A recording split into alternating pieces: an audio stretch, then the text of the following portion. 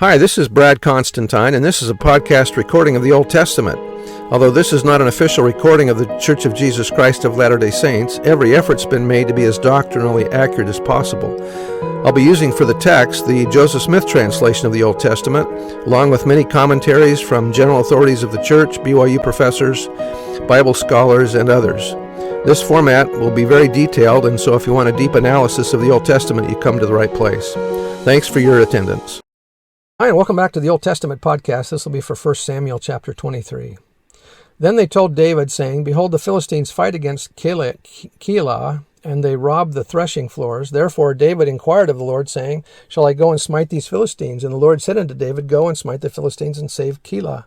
And David's men said unto him, Behold, we be afraid here in Judah, how much more than if we come to Keilah against the armies of the Philistines? Then David inquired of the Lord yet again, and the Lord answered him and said, Arise, go down to Keilah, for I will deliver the Philistines into thine hand. So David and his men went to Keilah and fought with the Philistines and brought away their cattle and smote them with a great slaughter. So David saved the inhabitants of Keilah. And it came to pass when Abiathar the son of Ahimelech fled to David to Keilah that he came down with an ephod in his hand.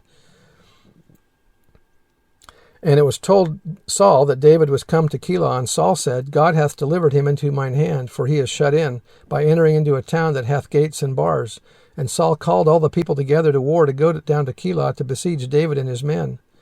And David knew that Saul secretly practiced mischief against him, and he said to Abiathar the priest, Bring hither the ephod. Then said David, O Lord God of Israel, thy servant hath certainly heard that Saul seeketh to come to Keilah to destroy the city for my sake.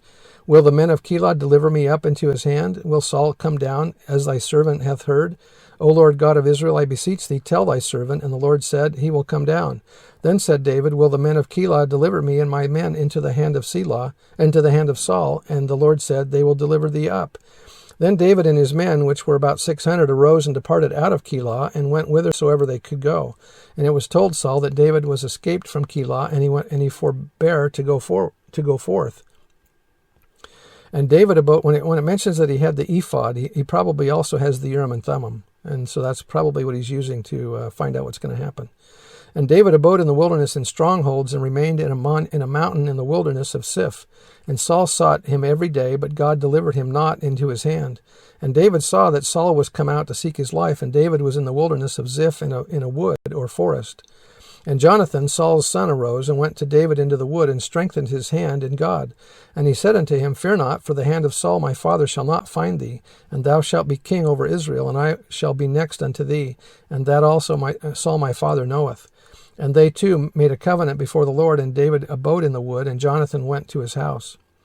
Then came up the Ziphites to Saul to Gibeah, saying, Doth not David hide himself with us in strongholds in the wood, in the hill of Hachilah, which is on the south of Jeshimon? Now therefore, O king, come down according to all the desire of thy soul to come down, and our part shall be to deliver him into the king's hand. And Saul said, Blessed be ye of the Lord, for ye have compassion on me. Go, I pray you, prepare yet, and know and see his place where his haunt, or his foot, his customary walk is, and who hath seen him there? For it is told me that he dealeth very subtly. See therefore, and take knowledge of all the lurking places where he hideth himself, and come ye again to me with the certainty, and I will go with you. And it shall come to pass, if he be in the land, that I will search him out throughout all the thousands of Judah.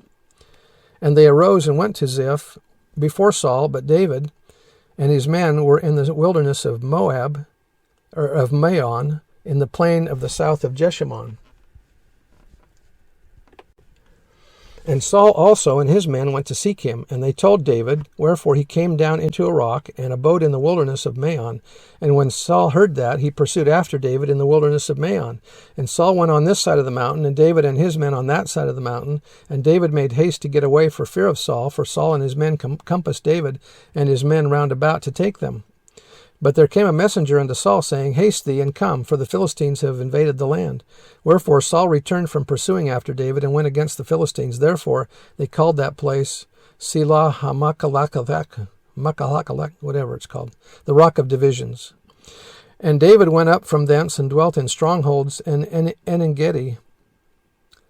Another psalm that David wrote, Save me, O God, by thy name, and judge me by thy strength. Hear my prayer, O God. Give ear to the words of my mouth, for strangers are arisen up against me, and oppressors seek after my soul. They have not set God before them, for he hath delivered me out of all trouble. And so that's the end of the chapter. See you next time. Bye.